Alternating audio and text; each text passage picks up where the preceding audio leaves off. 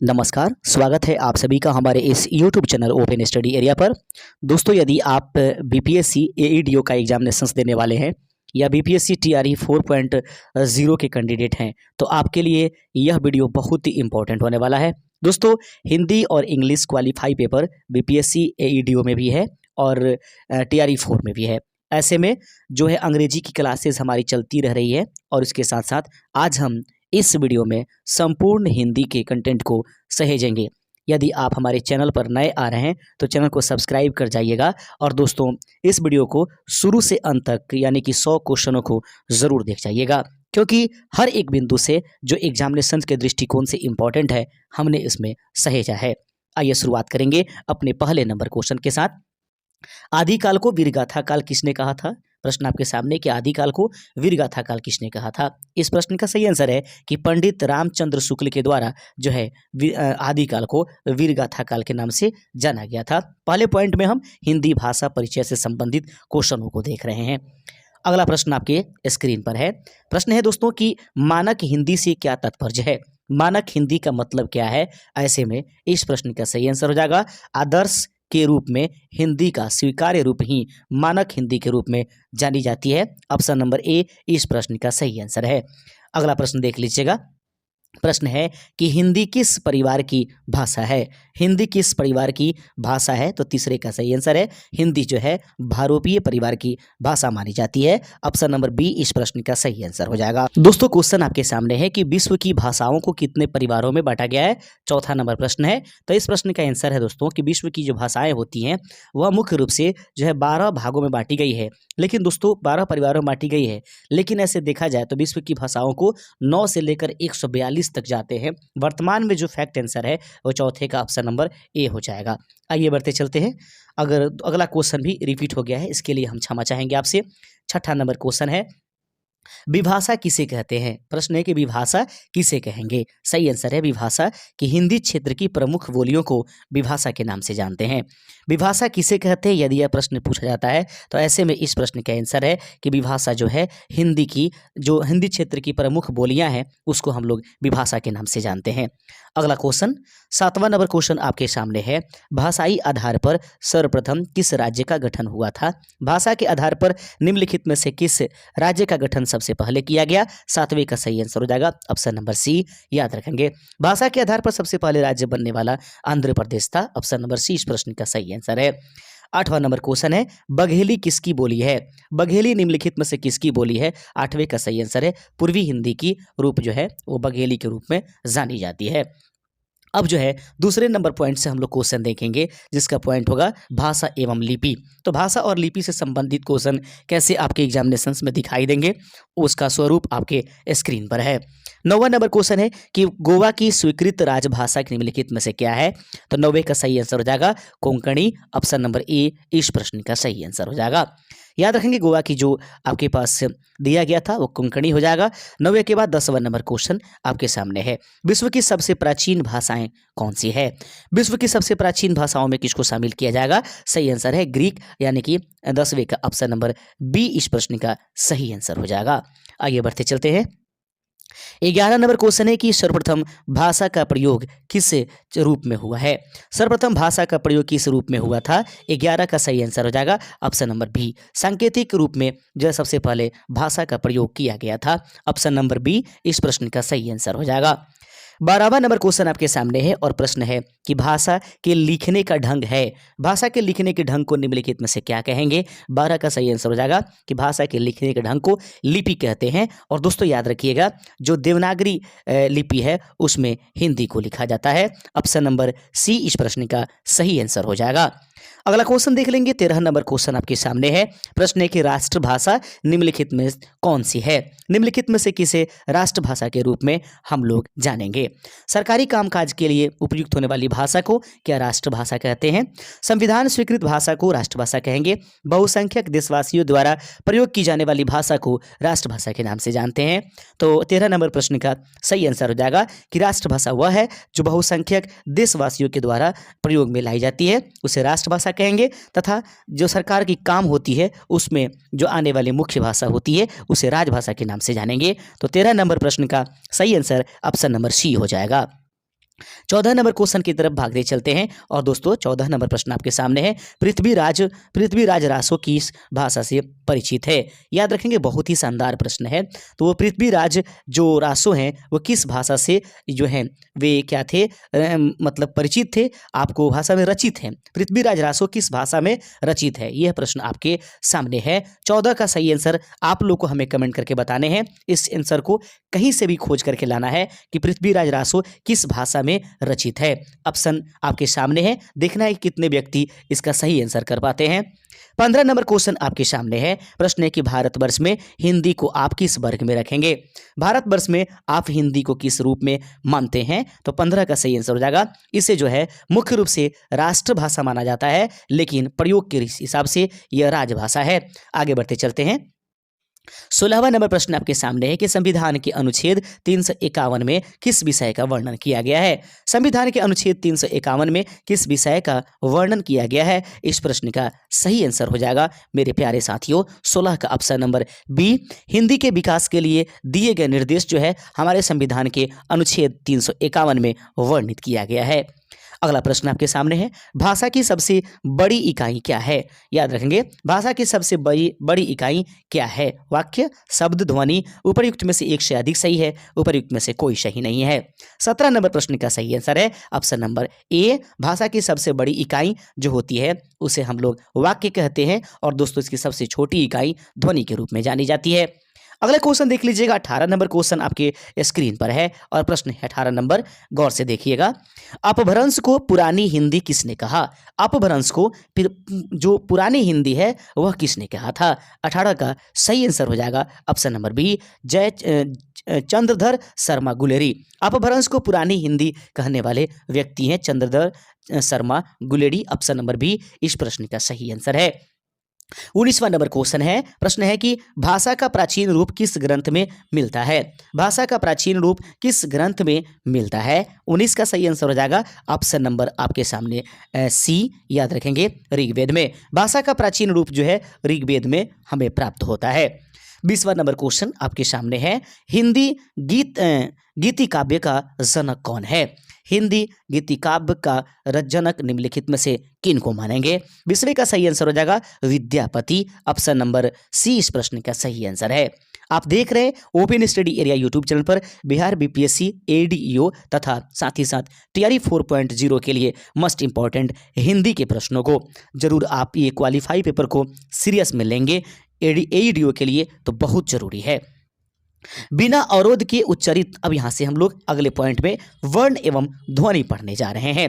प्रश्न आपके सामने है, प्रश्न को गौर से देखिएगा प्यारे साथियों कि बिना अवरोध के उच्चारित होने वाले वर्ण क्या कहलाएंगे? बिना अवरोध के उच्चारित होने वाले वर्ण को हम लोग किस नाम से जानेंगे? 21 का सही आंसर ऑप्शन नंबर सी हो जाएगा। बिना अवरोध के उच्चारित होने वाले वर्ण को स्वर के नाम से यानी वोवेल के रूप में जानी जाती है। 22वां नंबर क्वेश्चन है। प्रश्न है आपके सामने कि उच्चारण स्थान की दृष्टि से क वर्ग के सभी वर्ण क्या कहलाते हैं? उच्चारण के दृष्टिकोण से देखेंगे तो क वर्ग के सभी वर्ण निम्नलिखित में से किस रूप में आएंगे? 22वें का सही आंसर हो जाएगा, इन्हें हम लोग कंठ्य वर्ण के नाम से जानेंगे। अगला प्रश्न देख लीजिएगा, 23वां नंबर क्वेश्चन। प्रश्न है कि हिंदी वर्णमाला में मूल स्वर कितने होते हैं? प्रश्न है कि हिंदी वर्णमाला में मूल स्वरों की संख्या कितनी होती है? 23 का ऑप्शन नंबर आपके सामने हो जाएगा बी। याद रखें, हिंदी वर्णमाला में मूल स्वरों की संख्या 4 होती है। 23 का ऑप्शन नंबर बी इस प्रश्न का सही आंसर है। 24 नंबर क्वेश्चन आपके स्क्रीन पर है कि निम्नलिखित में से कौन अयोग्यवाह है? याद रखेंगे, किसको हम लोग अयोग्यवाह के नाम से जानते हैं? 24 का सही आंसर हो जाएगा विसर्ग को अयोग्यवाह के रूप में जाना जाता है। अगला प्रश्न है 25वां नंबर, छ ध्वनि का उच्चारण स्थान क्या है? छ ध्वनि का उच्चारण कहाँ से होती है? 25वें का ऑप्शन नंबर 20 प्रश्न का सही आंसर है। तालु से जो है छ वर्ण का उच्चारण होता है, च छ ज, इस तरीके से छ। उसके बाद ट ठ जो होता है वह मूर्धा से होती है। 26 नंबर क्वेश्चन है, हिंदी में ध्वनियां कितने प्रकार की होती हैं? याद रखेंगे 26 नंबर प्रश्न है कि हिंदी में ध्वनियों की जो प्रकार होती है वह कितने प्रकार की होती है। याद रखेंगे 26 का सही आंसर हो जाएगा ऑप्शन नंबर ए। हिंदी में ध्वनियां निम्नलिखित जो है 2 प्रकार की होती है। ऑप्शन नंबर ए इस प्रश्न का सही आंसर है। 27वां नंबर क्वेश्चन है कि अनुनासिक व्यंजन कौन से होते हैं? प्रश्न है अनुनासिक व्यंजन निम्नलिखित में से कौन से होते हैं? 27 का सही आंसर है ऑप्शन नंबर सी, वर्ग के पंचमाक्षर को अनुनासिक व्यंजन के रूप में जाना जाता है। 27 का ऑप्शन नंबर सी इस प्रश्न का सही आंसर है। 28वां नंबर क्वेश्चन देख लीजिएगा, भाषा की सार्थक लघुत्तम इकाई किसे माना जाता है? भाषा की सार्थक परंतु लघुत्तम इकाई को हम लोग किस रूप में जानेंगे? 28 का सही आंसर हो जाएगा ऑप्शन नंबर सी, शब्द के रूप में जाना जाएगा। अगला प्रश्न है, प्रश्न नंबर 29 है। प्रश्न देखिएगा कि किस स्वर के उच्चारण में दीर्घ स्वर से भी अधिक समय लगता है? निम्नलिखित में से वह कौन सा स्वर है जिसमें दीर्घ स्वर से भी अधिक समय लगेगा? 29 का सही आंसर उपर्युक्त में से कोई नहीं, क्योंकि दोस्तों वह स्वर जिसमें स्वर के उच्चारण से भी ज़्यादा समय लगे उसे हम लोग प्लुत स्वर के नाम से जानते हैं, और जिसे हम और आप ओम के नाम से जानते हैं। यानी 29 नंबर प्रश्न का सही आंसर ऑप्शन नंबर ई हो जाएगा। आइए बढ़ेंगे दोस्तों 29वें के बाद हम अपने 30वें नंबर क्वेश्चन की तरफ। 30वां नंबर क्वेश्चन आपके पास है कि हिंदी वर्णमाला में स्वरों की संख्या कितनी है? हिंदी वर्णमाला में स्वरों की संख्या कितने रूप की होती है, कितनी होती है? सही आंसर होगा कि हिंदी वर्णमाला में कुल स्वरों की संख्या जो होती है 30वें का ऑप्शन नंबर बी 13 है। ऑप्शन नंबर बी इस प्रश्न का सही आंसर है। अब दोस्तों अगले पॉइंट में हम लोग शब्द विचार पढ़ने जा रहे हैं। याद रखेंगे एक एक पॉइंट को इसमें कवर किया गया है। यदि आप हमारे चैनल पर नए आ रहे होंगे तो चैनल को सब्सक्राइब जरूर कर दीजिएगा। आइए बढ़ते चलते हैं। वीडियो को लाइक कीजिए, अपने दोस्तों में शेयर कीजिए। जितने अधिक संख्या में लाइक आएगी उतने वीडियो आपको अधिक से अधिक मिलते रहेंगे। प्रश्न आपके सामने, सार्थक खंड वाले शब्द क्या कहलाते हैं? सार्थक शब्द वाले खंड वाले शब्द को निम्नलिखित में से क्या मानेंगे हम लोग? सही आंसर 31 का ऑप्शन नंबर बी, योगी के नाम से जाना जाएगा। अगला नंबर क्वेश्चन आपके सामने है, 32 नंबर क्वेश्चन है, बखान का तत्सम क्या है? बखान का तत्सम निम्नलिखित में से क्या है? 32 का सही आंसर हो जाएगा ऑप्शन नंबर सी, व्याख्यान कहा जाता है। याद रखेंगे 32 नंबर प्रश्न का सही आंसर हो जाएगा ऑप्शन नंबर सी। अगला प्रश्न है 33 नंबर क्वेश्चन है कि कौन सा शब्द युग्म तत्सम की दृष्टि से अशुद्ध है? कौन सा शब्द युग्म तत्सम की दृष्टिकोण से अशुद्ध मानी जाती है? तो 33 का सही आंसर हो जाएगा आपके सामने ऑप्शन नंबर सी, वत्सपरक। कौन सा शब्द युग्म तत्सम की दृष्टि से अशुद्ध माना जाएगा? वर्ण त्रीन का मतलब दंड, कपाट का एकादश, लेकिन वत्स का परक नहीं होता है। आइए बढ़ते चलते हैं अपने अगले नंबर क्वेश्चन की तरफ। टकसाल का तत्सम रूप क्या है? टकसाल का तत्सम रूप निम्नलिखित में से क्या है? 34 का सही आंसर है टंकशाला। याद रखेंगे ऑप्शन नंबर ए इस प्रश्न का सही आंसर है। 35 नंबर क्वेश्चन आपके सामने है कि वकील किस भाषा का शब्द है? वकील किस भाषा का शब्द है? 35वें का सही आंसर हो जाएगा ऑप्शन नंबर सी, वकील जो है वो अरबी भाषा के शब्द के रूप में प्रयोग की जाती है। 35 के बाद 36 नंबर क्वेश्चन है आपके सामने। प्रश्न है कि निम्नलिखित शब्दों में योगरूढ़ शब्द कौन सा है? निम्नलिखित शब्दों में योगरूढ़ शब्द निम्नलिखित में से कौन सा है? 36 का सही आंसर हो जाएगा ऑप्शन नंबर आपके सामने ए। निम्नलिखित में से योगरूढ़ शब्द के रूप में चक्रपाणी को जाना जाएगा। ऑप्शन नंबर ए इस प्रश्न का सही आंसर है। 37वां नंबर क्वेश्चन है कि प्रस्तर का तद्भव शब्द क्या है? प्रस्तर का तद्भव शब्द निम्नलिखित में से क्या है? 37 का सही आंसर हो जाएगा ऑप्शन नंबर सी, प्रस्तर को तद्भव के रूप में पत्थर के रूप में जानी जाती है। साखी का मूल तत्सम शब्द क्या है? साखी का मूल तत्सम शब्द निम्नलिखित में से क्या है? 38 का सही आंसर है ऑप्शन नंबर सी, साक्षी। याद रखेंगे साखी का मूल तत्सम शब्द जो है वह साक्षी के रूप में जाना जाता है। अगला क्वेश्चन है 39 नंबर, गड़बड़ घोटाला कौन सा शब्द है? गड़बड़ घोटाला निम्नलिखित में से किस प्रकार का शब्द है? 39 का सही आंसर हो जाएगा यह एक प्रकार का देशज शब्द के रूप में जाना जाएगा। लाश शब्द किस मूल भाषा का है? लाश शब्द निम्नलिखित में से किस मूल भाषा के शब्द के रूप में जाना जाएगा? 40 का ऑप्शन नंबर बी, यह एक तुर्की की भाषा का वर्ड है। अगला प्रश्न है संज्ञा और उसके भेद से संबंधित अब प्रश्नों को हम लोग यहां देखने जा रहे हैं। प्रश्न है आपके सामने कि कुंज में संज्ञा शब्द का भेद बताइए। कुंज में संज्ञा शब्द का निम्नलिखित में से कौन सा भेद प्रयोग किया गया है? 41 का सही आंसर हो जाएगा ऑप्शन नंबर सी, कुंज में जो है जातिवाचक समूहवाचक, याद रखेंगे समूहवाचक संज्ञा का प्रयोग किया गया है। 41 का ऑप्शन नंबर सी इस प्रश्न का सही आंसर है। कोयला में संज्ञा शब्द का भेद बताइए। कोयला में किस संज्ञा शब्द का भेद प्रयोग किया गया है? 42 का सही आंसर हो जाएगा ऑप्शन नंबर बी, जातिवाचक। आगे बढ़ते चलते हैं अपने अगले नंबर क्वेश्चन की तरफ। सोना चांदी में संज्ञा शब्द का भेद बताइए। सोना चांदी में संज्ञा शब्द का भेद निम्नलिखित में से क्या होगा? 43 का ऑप्शन नंबर बी, यह द्रव्यात्मक जो है वह संज्ञा के रूप में जाना जाता है। ऑप्शन नंबर बी इस प्रश्न का सही आंसर है जाएगा। आइए बढ़ते चलते हैं अपने 44वें नंबर क्वेश्चन की तरफ। बड़ा ही शानदार दोस्तों क्वेश्चन हमने सेलेक्ट किया है और याद रखिए ये बहुत ही ज्यादा आपको फायदे पहुंचाने वाले हैं, इसलिए एक भी क्वेश्चन को मिस नहीं कीजिए, टोटल A to Z प्रश्नों को जरूर देख जाइएगा। प्रश्न आपके सामने है, 44 नंबर क्वेश्चन है कि सुंदरता में संज्ञा शब्द का भेद बताइए। सुंदरता में संज्ञा शब्द के किस भेद का प्रयोग किया गया है? 44 का सही आंसर हो जाएगा ऑप्शन नंबर ए, भाववाचक संज्ञा का प्रयोग किया गया है। 45 नंबर क्वेश्चन है कि बुढ़ापा भी एक प्रकार का अभिशाप है। शब्द में बुढ़ापा कौन सी संज्ञा है? बुढ़ापा भी एक प्रकार का अभिशाप है, इस शब्द में बुढ़ापा कौन सी संज्ञा है? सही आंसर है 45 का ऑप्शन नंबर सी, यह भाववाचक संज्ञा के रूप में प्रयोग किए जाते हैं। अगला प्रश्न देख लीजिएगा, 46 नंबर क्वेश्चन है, अमीरी, गरीबी, जवानी, बुढ़ापा आदि शब्द किस संज्ञा के अंतर्गत आएंगे? दोस्तों 46 नंबर प्रश्न का भी सही आंसर आपके सामने भाववाचक संज्ञा हो जाएगा, ऑप्शन नंबर ए इस प्रश्न का सही आंसर हो जाएगा। 47वां नंबर क्वेश्चन है कि निम्नलिखित में कौन सा शब्द संज्ञा है? निम्नलिखित में से वह कौन सा शब्द है जिसे आप संज्ञा के रूप में जानिएगा? 47 का ऑप्शन नंबर बी, याद रखेंगे क्रोध जो है यहाँ पर आपको संज्ञा के रूप में जाना जाएगा। 47 का ऑप्शन नंबर बी इस प्रश्न का सही आंसर हो जाएगा, ये भाव को दर्शा रहा है। अगला प्रश्न है, संज्ञा की रूप रचना के आधार है। संज्ञा की रूप रचना के आधार हैं, याद रखेंगे 48 का सही आंसर हो जाएगा ऑप्शन नंबर सी, उपसर्ग, प्रत्यक्ष और संधि संध्या की रूप की रचना के रूप में जानी जाएगी। 49वां नंबर क्वेश्चन है कि धिक्कार शब्द संज्ञा के किस भेद के अंतर्गत है? धिक्कार जो शब्द है वो संज्ञा के किस भेद के अंतर्गत माना जाएगा? 49वें नंबर प्रश्न का सही आंसर है मेरे प्यारे साथियों, वह है ऑप्शन नंबर सी, भाववाचक। आगे बढ़ते चलते हैं अपने अगले नंबर प्रश्न की तरफ। 50वां नंबर क्वेश्चन है, निम्नलिखित में कौन व्यक्तिवाचक संज्ञा नहीं है? याद रखेंगे निम्नलिखित में वह कौन है जो व्यक्तिवाचक संज्ञा के रूप में प्रयोग नहीं किया जाएगा? तो इस प्रश्न का सही आंसर हो जाएगा 50वें का ऑप्शन नंबर सी, डकैती जो है दोस्तों वह व्यक्तिवाचक संज्ञा का जो है वह रूप नहीं है। बाकी पानीपत का प्रथम युद्ध, मंगलवार और ये सभी जो चीजें हैं वह एक किसी विशेष चीज को बताती है, इसीलिए बाकी इसको छोड़कर बाकी व्यक्तिवाचक संज्ञा के रूप में आएंगे। अगला जो कंटेंट होगा दोस्तों, हम सर्वनाम और उसके भेद से संबंधित जो है चीजों को पढ़ेंगे। हम क्या हैं, जो हम क्या है यानी कि हम निम्नलिखित में से क्या है? उत्तम पुरुष, निजवाचक, प्रथम पुरुष, उपर्युक्त में से एक से अधिक, उपर्युक्त में से कोई सही नहीं है। तो 51 नंबर प्रश्न का सही आंसर हो जाएगा ऑप्शन नंबर ए, हम जो है यह उत्तम पुरुष के रूप में प्रयोग हुआ है। अगला क्वेश्चन है, यह कौन सा सर्वनाम है? यह निम्नलिखित में से कौन सा सर्वनाम है? 52 नंबर प्रश्न का सही आंसर हो जाएगा ऑप्शन नंबर बी, यह जो है एक निश्चयवाचक सर्वनाम के रूप में जाना जाता है। 52 का ऑप्शन नंबर बी इस प्रश्न का सही आंसर है।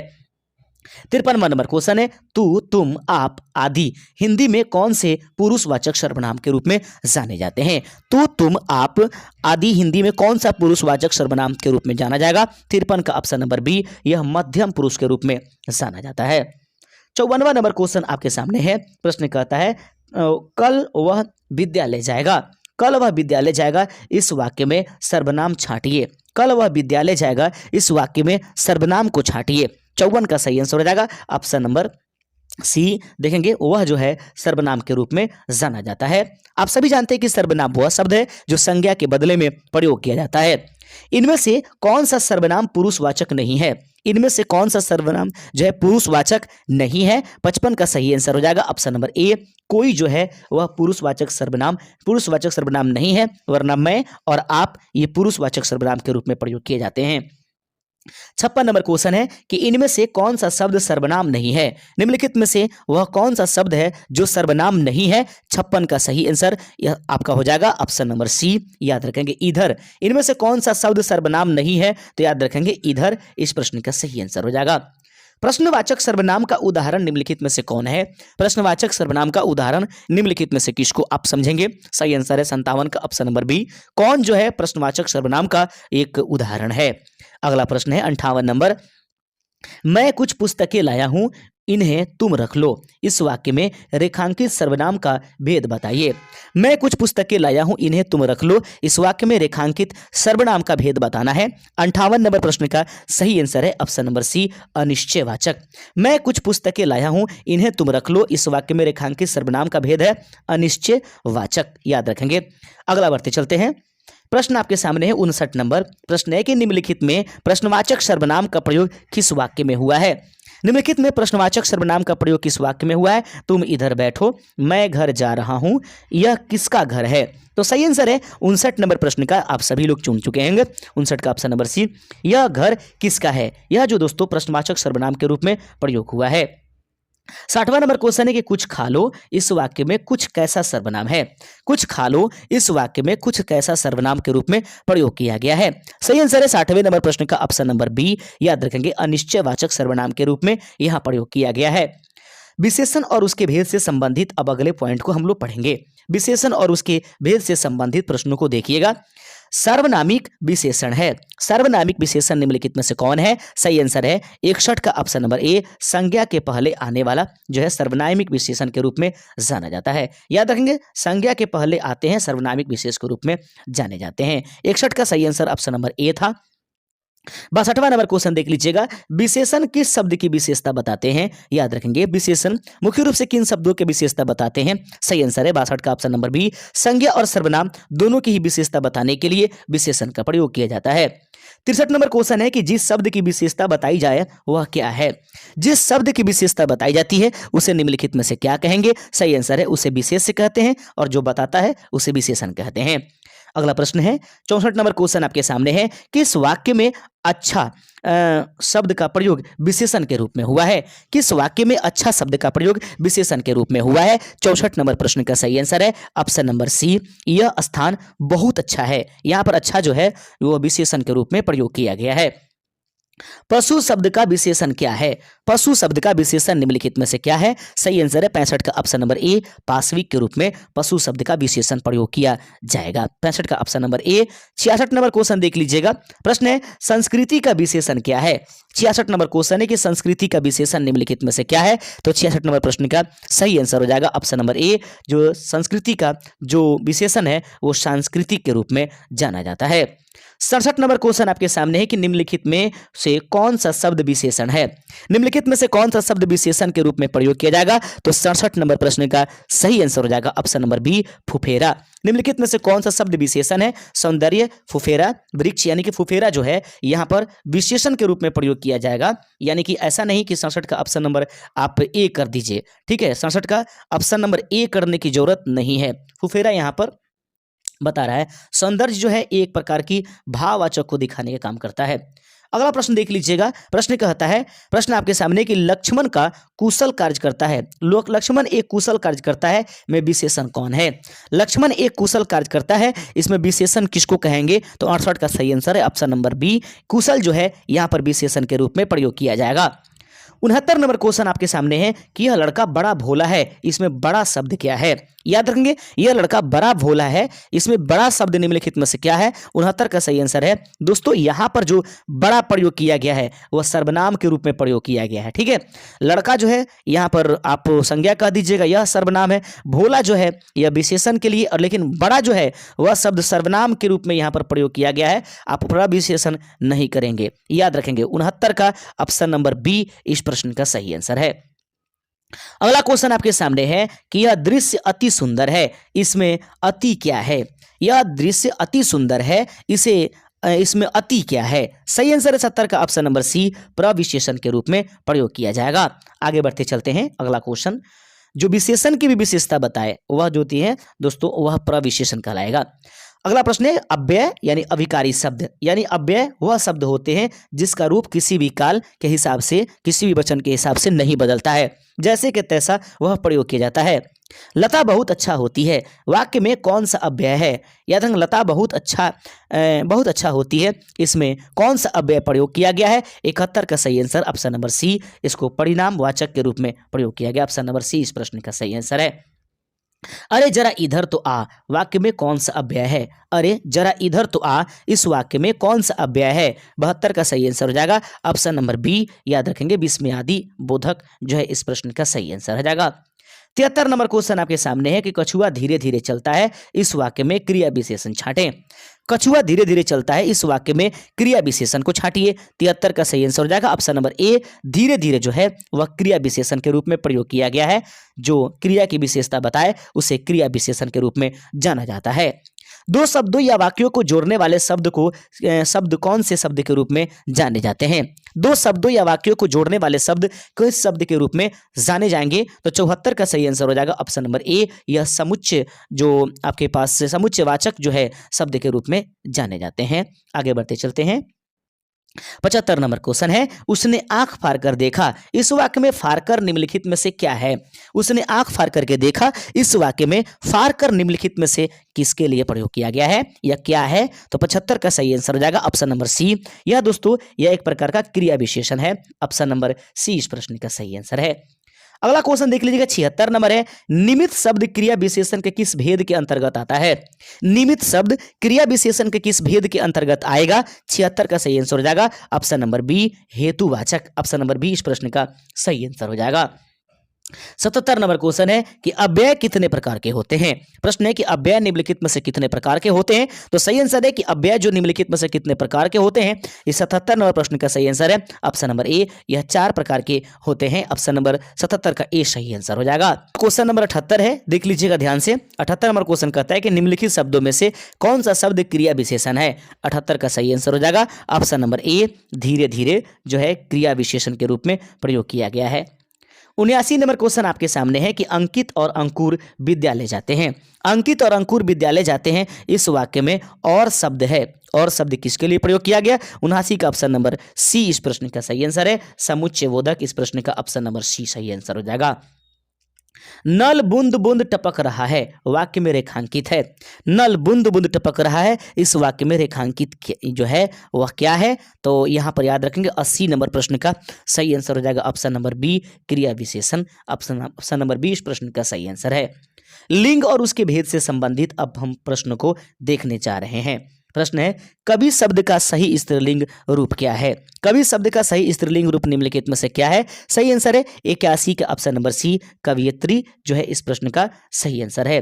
देखेंगे दोस्तों यहाँ पर ये और ये दोनों के दोनों एक तरह कवियत्री, यहाँ से ऑप्शन नंबर सी ही इसका सही आंसर है। आगे बढ़ते चलते हैं।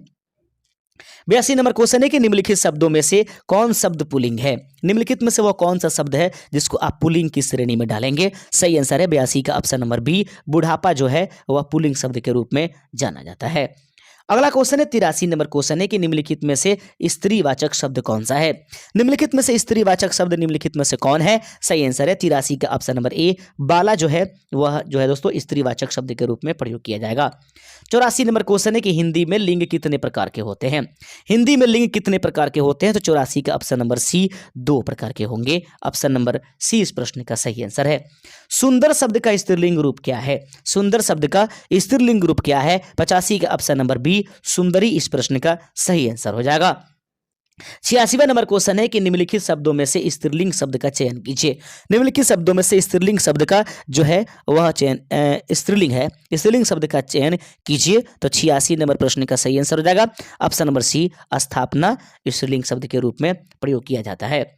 अगला प्रश्न आपके सामने है, प्रश्न 87 नंबर के निम्नलिखित में से कौन रूढ़ शब्द है? निम्नलिखित में से किसे आप रूढ़ शब्द के रूप में प्रयोग करेंगे? 87 का सही आंसर है जल। याद रखेंगे यह रूढ़ शब्द के रूप में जाना जाता है।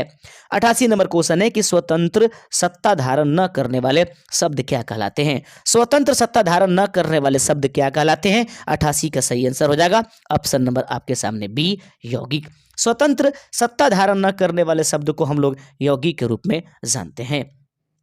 88 नंबर क्वेश्चन है। 89 नंबर क्वेश्चन, जेठ शब्द का स्त्रीलिंग रूप क्या है? तो जेठ शब्द का जो स्त्रीलिंग रूप है वह निम्नलिखित में से क्या है? 89 का ऑप्शन नंबर सी, जेठानी इस प्रश्न का सही आंसर हो जाएगा। आइए बढ़ते चलते हैं अपने अगले नंबर क्वेश्चन की तरफ। गीदड़ का स्त्रीलिंग क्या होगा? गीदड़ का स्त्रीलिंग निम्नलिखित में से क्या होगा? 90 नंबर क्वेश्चन का सही आंसर है ऑप्शन नंबर बी, गीदड़ी इस प्रश्न का सही आंसर हो जाएगा। अगला प्रश्न देख लीजिएगा, वचन और उसके भेद से संबंधित अब प्रमुख 10 क्वेश्चनों को देखेंगे। प्रश्न है कि प्रत्येक शब्द का प्रयोग सदैव होता है। प्रत्येक शब्द का प्रयोग सदैव किस रूप में होता है? 91 का सही आंसर है एक वचन के रूप में प्रत्येक शब्द का इस्तेमाल किया जाता है। 92 नंबर क्वेश्चन है कि आपका बहुवचन होगा, आपका बहुवचन निम्नलिखित में से क्या होगा? 92 का सही आंसर है ऑप्शन नंबर सी, आप लोग। आपका बहुवचन जो होगा वो आप लोग हो जाएगा। प्रश्न है 93 नंबर की बहु शब्द का बहुवचन क्या है? बहु शब्द का बहुवचन क्या है? सही आंसर है 93 का ऑप्शन नंबर ए, बहुएं इस प्रश्न का सही आंसर हो जाएगा। 94 नंबर क्वेश्चन, धेनु का बहुवचन रूप क्या है? धेनु का बहुवचन निम्नलिखित में से क्या होगा? 94 का सही आंसर हो जाएगा ऑप्शन नंबर बी, धेनुएं इस प्रश्न का सही आंसर हो जाएगा। 95 नंबर क्वेश्चन है कि इनमें से भालू का बहुवचन रूप क्या है? भालू का बहुवचन रूप निम्नलिखित में से क्या है? 95 का ऑप्शन नंबर बी, भालुओं इस प्रश्न का सही आंसर हो जाएगा। व्याकरण में वचन का सही अर्थ क्या है? व्याकरण में वचन का सही अर्थ क्या है? 96 नंबर प्रश्न का सही आंसर है मेरे प्यारे साथियों ऑप्शन नंबर सी, व्याकरण में वचन का सही अर्थ जो होता है वह संख्या के रूप में जाना जाता है। 97 नंबर क्वेश्चन है कि हिंदी में वचन कितने प्रकार के होंगे? तो हिंदी में वचन कितने प्रकार के होते हैं? तो देख लीजिएगा, दिया गया प्रश्न का सही आंसर है 97 का ऑप्शन नंबर बी, यह 2 प्रकार के होते हैं। दोबारा इसको पूछ लिया गया है, तिथि शब्द का बहुवचन क्या है? तिथि शब्द का बहुवचन क्या है? याद रखेंगे आपके पास 98 का सही आंसर आपके पास हो जाएगा ऑप्शन नंबर बी, याद रखेंगे तिथियां। तिथि का शब्द का बहुवचन तिथियां होती हैं। 99 नंबर क्वेश्चन है, बात शब्द का बहुवचन रूप क्या होगा? बात शब्द का बहुवचन रूप क्या होगा? 99 का ऑप्शन नंबर ए, बातें इस प्रश्न का सही आंसर हो जाएगा। 100वां नंबर क्वेश्चन आपके सामने है कि निम्न में कौन सा शब्द बहुवचन है? निम्न में कौन सा शब्द जो है बहुवचन के रूप में इस्तेमाल किया जाएगा? 100वें नंबर प्रश्न का सही आंसर है कि बहुवचन के रूप में प्राण जो होती है वो ऑलरेडी एक बहुवचन शब्द है। दोस्तों हमारा यह वीडियो आपको कैसा लगा? यदि किसी भी प्रकार की कोई समस्या है तो आप हमें जरूर कमेंट कीजिएगा, वीडियो को दोस्तों में शेयर कीजिएगा और A to Z वीडियो को देखिएगा। किसी प्रकार की कोई दिक्कत आती है, अगर आपको ई बुक चाहिए तो हमारे दिए गए इस व्हाट्सएप नंबर पर व्हाट्सएप कर लीजिएगा। जय हिंद।